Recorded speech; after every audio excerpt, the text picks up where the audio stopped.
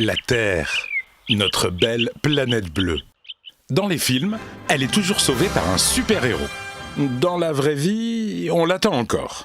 Mais le péril, lui, il existe bien, c'est le changement climatique. Explication. À l'origine du changement climatique, il y a les gaz à effet de serre. Ces gaz forment une couche qui se concentre dans le haut de l'atmosphère. Les gaz à effet de serre sont naturellement présents dans l'atmosphère depuis toujours. Ces gaz ont un rôle de régulateur pour notre planète. Ils gardent la chaleur du soleil et maintiennent la Terre à une température moyenne de 15 degrés. Sans eux, il ferait très froid, environ moins 18 degrés. Depuis la révolution industrielle, les activités humaines ont provoqué l'augmentation artificielle des gaz à effet de serre. Le filtre s'est transformé en une couche de plus en plus dense qui forme comme un manteau autour de la Terre et retient plus de chaleur. C'est ce qui provoque le réchauffement de la planète. D'après les scientifiques, la température moyenne de la Terre devrait augmenter de 1 à 5 degrés d'ici 2100. 5 degrés, ce n'est pas énorme, me direz-vous. Détrompez-vous. Depuis la fin de la dernière ère glaciaire, il y a 10 000 ans, et aujourd'hui, la Terre s'est justement réchauffée de 5 degrés. Le réchauffement de la planète modifie les équilibres naturels. Température, régime des vents et des pluies, biodiversité, acidité de l'océan. Dans l'hypothèse la plus pessimiste, les océans auront grimpé de 82 cm d'ici la fin du siècle.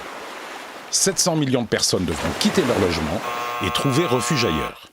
L'augmentation de la température moyenne de la Terre accentue l'évaporation de l'eau. Le cycle de l'eau se modifie, avec pour conséquence plus de pluie au nord et de sécheresse au sud, et des événements climatiques extrêmes plus fréquents. Le réchauffement de la planète va aussi avoir des effets sur notre santé. Certains insectes, comme le moustique tigre, apparaissent dans des régions où on ne les avait jamais vus. Des maladies tropicales se développent dans plusieurs pays du monde. C'est le cas du chikungunya ou de la dengue. Les déserts gagnent du terrain, comme au Kenya ou en Tanzanie. La biodiversité est menacée. 20 à 30% des espèces végétales et animales de la planète risquent de disparaître à court terme, soit environ 20 000 espèces par an. Et il n'y aura pas de super-héros pour nous sauver. Pour éviter ce mauvais scénario, chacun de nous peut et doit agir. Voici comment. La première chose à faire est de limiter les émissions de gaz à effet de serre.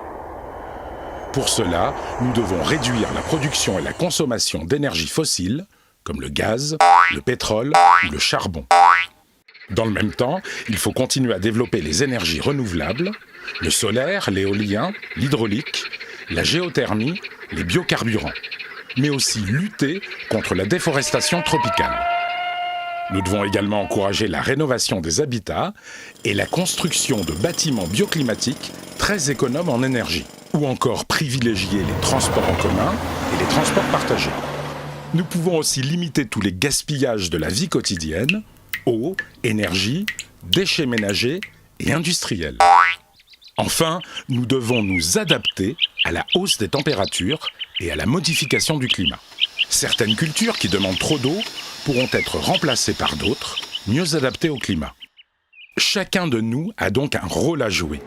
Par nos actions individuelles et collectives, nous pouvons adapter nos sociétés et lutter contre le changement climatique. À nous d'être des super-héros. Retrouvez toutes les solutions sur le site de l'ADEME.